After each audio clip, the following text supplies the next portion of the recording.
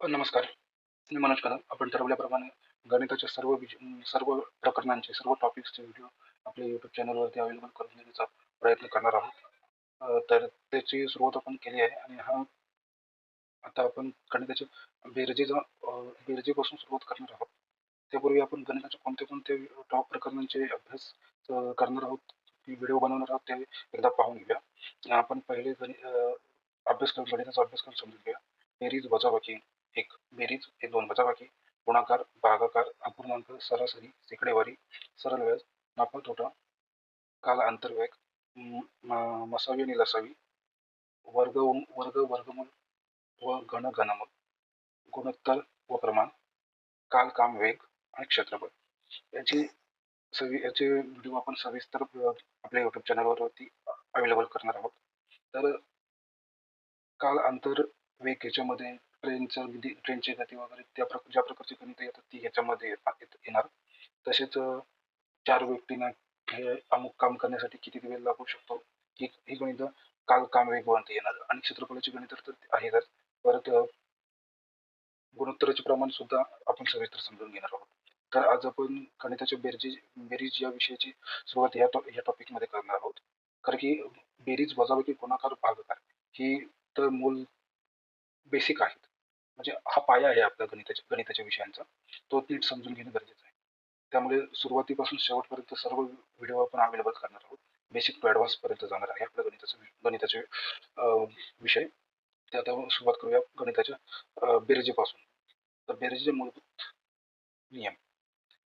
लक्षात ठेवण्याची गोष्ट म्हणजे बेरीज ही एक गणितातील मूलभूत क्रिया आहे आणि बेरीज म्हणजे अधिक करणे किंवा मिळवणे, एखाद्या संख्येमध्ये एखादी संख्या मिळवणे किंवा एखाद्या समूहात दुसरा समूह मिळवणे म्हणजे बेरीज. जी संख्या मिळवायची आहे, म्हणजे जी संख्येची बेरीज करायची आहे त्यासाठी बेरजेचे हे चिन्ह जे आता आपण समोर पाहत आहोत, मूलभूत क्रियेचे वरती दिलेले आहे ते चिन्ह वापरलं जातं. बेरजेच्या आडवी मांडणी आणि उभी मांडणी अशा दोन्ही प्रकारे पद्धतीने बेरीज करता येते. तसेच संख्येतील अंकस्थानापासून एकाखाली एक सुरुवात सुरुवात एकाखाली एक सुरुवातचे लिहिल्यास अचूक बेरीज करणे सोपे जाते. म्हणजे कधी आता उभी मांडणी करताना एकाखाली एक, एकावर दशक, शतक, दशहजार म्हणजे हजार, दशहजार अशा पद्धतीने व्यवस्थित मांडणी केल्यास बेरीज करणं सोपं होते. काही विशेष गोष्टी म्हणजे दोन अंकी संख्यांची बेरीज 19 पेक्षा मोठी असते आणि 99 पेक्षा लहान असते. तशीच तीन अंकी संख्यांची बेरीज ही 199 पेक्षा मोठी असते आणि एक एक अ, एक 1999 पेक्षा लहान असते. म्हणजे समजून घ्यायची गोष्ट म्हणजे 19 आणि 99 समजून घ्या आणि फक्त मागे 3 अंकी असले का अजून एक 9 वाढवायचा. त्या संख्येच्या म्हणजे आता 19 आणि 99 हे 2 महत्वाचे 2 संख्येचे महत्वाचे आहेत. तसेच एक अंकी संख्येची बघायला गेलं तर 9 मोठी संख्या असू शकते. ठीक आहे. आणि नैसर्गिक संख्यांची बेरीज जर करायची असेल तर त्यासाठी सूत्र वापरलं जातं. आता त्याचं आपण सूत्र समजून घेऊया. बेरजेचे महत्वाचे सूत्र. नैसर्गिक संख्येच्या बेरजेसाठी n कंसात n अधिक 1 भागिले 2 असं हे सूत्र वापरलं जातं. n म्हणजे एकूण संख्या आहेत. तसे त्याचबरोबर क्रमवार समसंख्या किंवा विषम संख्यांचे जर सूत्र समजून घेऊया. पहिली संख्या अधिक शेवटची संख्या भागिले 2 गुणिले एकूण संख्या. म्हणजे समजा 1 ते 10 मध्ये किती समसंख्या आहेत, तर 1 ते 10 मध्ये 5 समसंख्या आहेत. म्हणून पहिली समसंख्या जर बघितली तर 2 आहे आणि शेवटची समसंख्या 10 आहे. भागिले 2 करायचं आणि गुणिले टोटल किती संख्या 2, 4, 6, 8, 10 या 5 संख्या आहेत. म्हणजे एकूण संख्यामध्ये 5 करायचं, 5 ठेवायचं. मग आता 2 अधिक 10 12 भागिले 2. 12ला 2 ने भाग दिले तर उरतात 6. 6 आणि आता गुणिले 5 आहेत म्हटल्यावरती 6 गुणिले 5 30. उत्तर 30 यायला पाहिजे. 6 पंचे 30. त्या हिशोबाने उत्तर 30 यायला पाहिजे. त्याच पद्धतीने आपण हा तक्ता सुद्धा आपण रेडी केलेला आहे. 1 ते 100 पर्यंतच्या संख्यांची बेरीज ते समजून घेऊया. 1 ते 10 पर्यंतच्या 1 ते 10 पर्यंतच्या एकूण संख्यांची बेरीज म्हणजे सर्व संख्यांची बेरीज 55 आहे. समसंख्यांची बेरीज 30 आहे. तर विषम संख्यांची बेरीज 25 आहे. तसेच एक 11 ते 20 पर्यंतच्या एकूण संख्येची बेरीज 155 आहे. समसंख्यांची बेरीज 80 आहे. विषम संख्यांची बेरीज 75 आहे. आता याच्यामध्ये जर तुम्ही नीट गोष्ट लक्षात घेतली तर समजून घ्या. आता 1 ते 10 मध्ये 55 आहे. तसेच ते त्याच पटीने 100 ने वाढत गेले. म्हणजे 21 ते 30 मध्ये आता त्याच्या अगोदरची संख्या म्हणजे कुठली? 11 ते 20 मध्ये 155 झाले. तेच 21 ते 30 मध्ये 255 झाले. तसंच जी आता समसंख्यांची बेरीज 1 ते 10 मध्ये 30 होती. तीच 11 ते 20 मध्ये 80 झाली. तीच पुढे 21 ते 30 मध्ये 130 झाली. म्हणजे 50च्या 50 ने वाढत गेली. तीच संख्या समसंख्यांची बेरीज विषम संख्यांची बेरीज 1 ते 10 मध्ये 25 होती. 11 ते 20 मध्ये 11 ते 20 मधल्या संख्येची बेरीज 75 झाली. 21 ते 30 मधल्या संख्येची बेरीज 125 झाली. ती तीच एक 50 ने ती सुद्धा 50 ने वाढत गेली. त्याच पद्धतीने जर बघितलं तर 1 ते 100 पर्यंतचे एकूण संख्यांची बेरीज आहे 5050 आहे. तर एकूण समसंख्यांची बेरीज आहे 2550 आहे आणि एकूण विषम संख्यांची बेरीज 2500 आहे. म्हणजे 50चा फरक. आता जर पाहायला गेलं तर विषम संख्या आणि समसंख्यांमधला फरक सुद्धा त्याच्यात पाहतोय आपण. विषम संख्या 1 ते 10 मध्ये विषम संख्या 30 आहे, समसंख्या 30 आहे आणि विषम संख्या 25 आहे. तर 25 आणि 30 मध्ये फरक 5 आहे. तसेच टोटल 10 राउंड म्हटलं तर 50चा झाला. त्याचबरोबर आता पुढे आता मांडणी कशी करायची? बेरजेच्या उदाहरणानुसार बेरजेची मांडणी कशी करायची ते समजून घ्या. अ, प्रकारामध्ये एक म्हणजे साधी बेरीज आणि दशांशाची बेरीज. म्हणजे ज्याच्यामध्ये उभी मांडणी कशी करायची ती दाखवली आहे. एकच दशक शतक वापरून आणि दशांशाची बेरीज कशी करायची ते दाखवले आहे. तर पहिले तर आपण पहिली दुसरीला असताना ही गोष्ट समजली जाते. मांडणी कशी करायची ती. एकच दशक शतक म्हणजे अ, डावीकडून उजवीकडे. म्हणजे आपल्या उजवीकडून जर आता वही जर आपल्या पुढ्यात असेल तर वहीची डावी बाजू ती आपली उजवी बाजू असते आणि वहीची उजवी बाजू ती आपली डावी बाजू असते. त्यानुसार वहीच्या डाव्या बाजूकडून उजव्या बाजूकडे मांडणी करायची असते आकड्यांची. त्याच्या खालोखाल एकाच दशक, शतक, हजार, दश हजार, लक्ष, दशलक्ष, कोटी अशी मांडणी करत जावी लागते. तेच जर बघायला गेलं तर दशांशामध्ये पॉइंट नंतर एकच दशक शतक चालतात. त्याच पद्धतीने ते जे उरलेले त्या पॉइंट नंतर जे आहेत ते डावीकडून उजवीकडे. आपल्या डावीकडून उजवीकडे म्हणजे वहीच्या उजवीकडून डावीकडे असे डावीकडून उजवीकडे लिहिले जातात. ठीक आहे. आणि दुसरी गोष्ट जर समजा 3 दशांशानंतर 3 आकडे असतील, 3 किंवा जास्त आकडे असतील आणि जर एखाद्या म्हणजे 2 आकडे असतील, 2 अंक असतील, तर उरलेल्या तिसऱ्या अंकासाठी आपल्याला 00 खाली मांडावं लागतं. म्हणजे आता इथे पाहता येईल आपल्याला 18.125 अधिक 213.47 अधिक 623.57. आता 18.125 त्याच्या खाली काही नाही. त्याच्या खाली जर बघायला गेलं तर 200 पॉईंट नंतर 18.225 त्याच्यानंतर पॉईंटच्या नंतर 125 आहे. म्हणून 223.47 ला लिहिल्यानंतर शेवटला 0 घ्यावं लागतं. ते बेरीज व्यवस्थितपणे यावी त्यासाठी. ठीक आहे. दुसरा प्रकार म्हणजे शाब्दिक उदाहरणांमध्ये सुद्धा आपण उभी मांडणी करू शकतो. आता सध्या इथे 2 शाब्दिक उदाहरणं मी घेतली आहेत, ती समजून घेऊया. मुख्यमंत्री निधीतून विद्यालयास 3,50,735 रुपयाचा संगणक आणि 22,500 रुपयाचा दूरदर्शन संच दिला. तर एकूण किती रुपये होतील? तर ते सरळ कोणत्या वस्तू किती दिलेल्या त्याची उभी मांडणी करायची आणि त्याची बेरीज करायची. तसंच आता इथे पाहायला गेलं दुसरं उदाहरण एक आहे की 45 मीटर अधिक 75 सेमी अधिक 1105 मीटर अधिक 50 सेंटीमीटर सेमी. तर आता नियमानुसार सर्वांचे एकाची समान करावे लागतात. म्हणजे 1 मीटर म्हणजे 100 सेंटीमीटर. त्या पद्धतीने सर्वांच्या जे मीटर आहेत त्यांना सेंटीमीटरमध्ये म्हणजे सेमीमध्ये कन्व्हर्ट करावे लागेल. ते कन्व्हर्ट करायचं म्हणजे 1 सेंटीमीटर म्हणजे 1 मीटर म्हणजे 100 सेंटीमीटर. तसे म्हणजे 45 मीटर म्हणजे 45 मीटर म्हणजे म्हणजेच 4,500 सेंटीमीटर मध्ये कन्व्हर्ट करून त्याचे उत्तर काढलेले आहे. हे समजून घ्या. पुढचा प्रकार आहे अपूर्णांकांची बेरीज. तर अपूर्णांकांची बेरीज हे पण कशी केली जाते ते आपण समजून घेऊ. आता इथे मी उदाहरण घेतलेले आहे. 1/2 अधिक 2/3 अधिक 3/4 अधिक 4/5. आता याची जोडी करून घ्यावी पहिले. आता पहिले म्हणजे 14चं जो उदाहरण आहे त्याच्यामध्ये समजून घ्या. उदाहरण 14 मध्ये समजून घेऊया. 1/2 जे अपूर्णांक आहे, 1/2 अधिक 2/3 याची एक जोडी करावी आणि 3/4 अधिक 4/5 याची एक जोडी करावी आणि त्याला पहिले छेद समान करण्यासाठी आपल्याला तिरकस गुणाकार करून म्हणजे दोन्ही बाजूला तिरकस गुणाकार करून छेद समान केले जातात. म्हणजे जर छेद समान असेल, काही आता समजा इथे जर कोणाचं छेद समान असेल तर त्यांचे पहिलं छेद समान आहे तर त्यांना एकत्र करावं. आता इथे आपण छेद समान नाहीये, पण प्रत्येकाचे छेद समान करायचे आहेत. तर एकने सॉरी 2ने ह्या 2 1/2 मधलं जे छेदाला 2 आहेत, त्याने पुढच्या 2/3 ला गुणाकार करावा आणि 3 ने 1/2 ला गुणाकार करावा. म्हणून उत्तर आलं येईल 1/6 अधिक 4/6. मग आता 6, 6 समान झाले तर जे अंशामध्ये जे वरची संख्या आहे 3 आणि 4 त्याची बेरीज करून खाली 7/6 6 होईल. त्याच पद्धतीने 4 म्हणजे 4ने दोन्ही पुढच्या दोन्ही संख्यांना गुणाकार करून 5ने दोन्ही संख्यांना गुणाकार करून उत्तर खाली छेद समान झालं 20. दोन्ही बाजूला 20 उत्तर येईल म्हणजे छेद समान झालं 20 आणि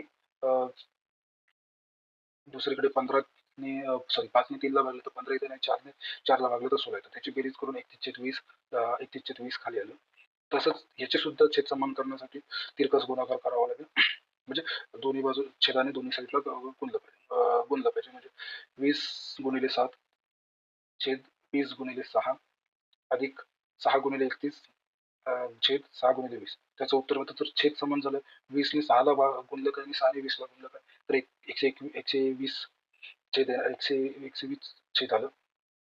तसंच अंशामध्ये दशांशामध्ये 140 अधिक 186 आलं. 186 आलं. तर 326 भागिले 120 बरोबर.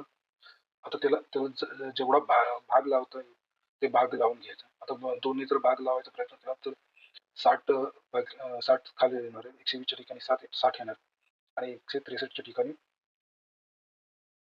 सॉरी 326च्या ठिकाणी 163 येणार. हे उत्तर आहे. तसंच पुढचं सुद्धा मेन म्हणजे आपल्याला पहिलं छेद समान करून घ्यावं लागेल. छेद समान करण्यासाठी म्हणजे दोन्ही गुणाकार करावा लागेल दोन्ही साईडला. छेद छेद आणि दोन्ही संख्यांच्या छेदाने दोन्ही अपूर्णांकांना गुणाकार करावा लागेल. त्यानंतर छेद समान करून उत्तर काढता येईल. जेवढं उत्तर आपल्याला पॉईंट मध्ये काढता येईल ते पॉईंट मध्ये सुद्धा काढू शकतो. पॉईंट मध्ये नसेल काढलं पॉईंट मध्ये सुद्धा म्हणजे कधी कधी उत्तर पूर्णांकामध्ये सुद्धा येतं. अपूर्णांकांचं उत्तर सुद्धा पूर्णांकामध्ये येतं.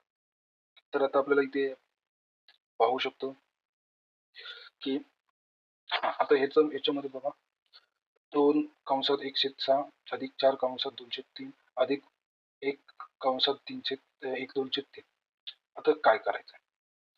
तर आता बेसिक म्हणजे जे कंसात 1/6 जे छेदाची संख्या आहे त्याने पुढची जी संख्या आहे त्याला पहिलं गुणाकार करायचा.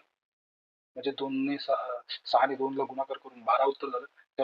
त्या संख्येने जी अंशाची संख्या आहे म्हणजे जी वरची संख्या आहे अपूर्णांकाची जी वरची संख्या आहे त्याच्याशी बेरीज करावी.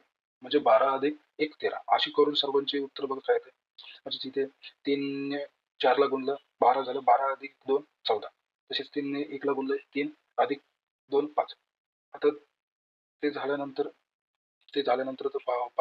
पाहूया ज्यांचे छेद समान आहे त्यांचे पहिला एकत्र करून घेऊ. म्हणजे आता 14/3 अधिक 5/3 छेद समान आहे म्हणजे 3 अपूर्णांक म्हणजे अंशाचे जे वरचे 14 अधिक 5 ची बेरीज करून 9 19 अधिक 19/3 परत याचा छेद समान करण्यासाठी 3 ला आता पुढच्या संख्येमध्ये 6 आहे तर जर छेद समान होत नसेल तर दोन्ही बाजूच्या छेदाने गुणाकार करायचा. जर छेद समान होण्यासाठी कुठली जर एखादी संख्येने गुणलं तर छेद समान होणार असेल तर तसं करायचं. आता आपण पहिल्या प्रकरणामध्ये छेदाने दोन्ही साईडच्या संख्यांना गुणलं. पण इथे 2ने जर 3 ला गुणलं तर खालचं छेद 6 येणार आहे. म्हणून 38/6 झाले. तसेच 13/6 आहे. आता छेद समान झाले तर 6 भागिले 51 म्हणजे जे 13 आणि 38 ची बेरीज करून उत्तर आलं. आता जर 6ने जर आपण भाग दिला 6ने जर आपण भाग दिला तर 6 6 पंचे 30 6 36 6 बेचाळीस 6 48 48 6 48 मधून उरले किती? 48 मधून उरले 51 म्हणजे 2 उरले, 3 उरले. 3 उरले म्हणजे अर्धे उरले. अर्धा म्हणजे पॉइंट 3 म्हणजे पॉइंट घ्यावं लागेल. 6 30 म्हणजे 50. म्हणून इथं 8 एक तर इथे उत्तर 8.50 पण बरोबर असेल आणि दुसरं म्हणजे 8 एक 8 8 8 कंसात 1/2 उत्तर सुद्धा बरोबर आहे. तसंच इथे सुद्धा पुढचे सुद्धा उदाहरण आपण समजून घेऊ शकतो. आता हे जे 13व्या नंबरचे उदाहरण आहे, तेच 22 नंबरचं जे उदाहरण मी लिहिले त्या सोबत मॅच आहे, तसंच आहे. ते समजून घेण्याचा प्रयत्न करा. व्हिडिओ स्टॉप करून तुम्ही समजून घेण्याचा प्रयत्न करा. आणि हे जे 28चं उदाहरण आहे ते 14 नंबरची मॅच आहे. ठीक आहे. दुसरा एक म्हणजे टक्केवारी आणि अपूर्णांकाचं बेरीज कशी करायची ते एक समजून घेऊया. त्याचे मी 4 उदाहरण दिले आहेत. आता जर समजा 25 चे 40% अधिक 20 चे 60%, तर आता कसं करायचं? म्हणून आपण इथे दिलेलं आहे 25 गुणिले 2 भाग करायचं, मध्ये चिन्ह घालून. 25 गुणिले आता 40% म्हणजे 40/100 काढायचे ना आपल्याला. टक्के म्हणजे 100 मधूनच काढायचे. 40 100 अधिक 20 20% आहे. 20% चे 60 काय आहे ना? तर 20% म्हटलं तर 20/60 20/100 20/100 गुणिले 60. समजलं? म्हणजे 25 गुणिले 40/100 अधिक 20/100 40/100 20/100 गुणिले 60. आता उत्तर कसं निघणार समजून घ्या. आता उत्तर इथे 10 अधिक 12 आलंय. तर आता समजून घेऊया 25 ने 100 ला भाग दिला आपण तर उरतात 4. 4 ने 40 ला भागलं तर उरतं 10. तसंच तसंच बघायला गेलं तर 60 ने 20 ला 60 ने 100 ला भाग नाही लागत. पण 2 ने दिलं तर लागू शकतं. तसेच 20 ने 100 ला भाग लागेल. 20 ने जर भागलं तर उत्तर येईल पॉइंट मध्ये उत्तर येईल. म्हणून आपण काय करूया 100 ने भाग लावायचा प्रयत्न करूया. 100 ने जर आपण भाग लावायला गेलं तर 0ला 0 कट केला. आता खाली काहीच उरलं नाही, खाली 1 उरला. मग 2 गुणिले 6 बरोबर 12. उत्तर आलं 12. म्हणजेच 10 अधिक 12 उत्तर आलं 22. तसंच आता बघूया दुसरं म्हणजे 5/3 5/3 चे 20% अधिक 8/3 चे 10% बरोबर किती?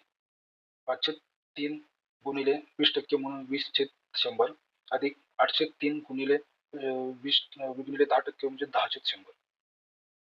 आता आपल्याला इथे तिरकस जर भाग द्यायचा आहे तर कसं करायचं? एकच मिनिट.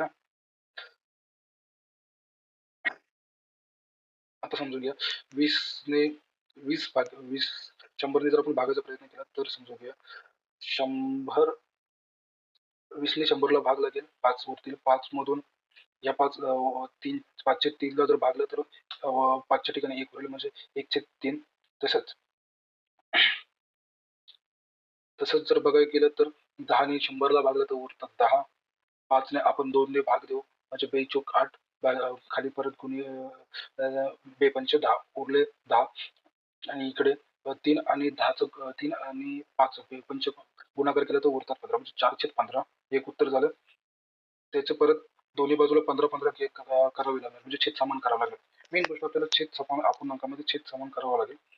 छेद समान करण्यासाठी आपल्याला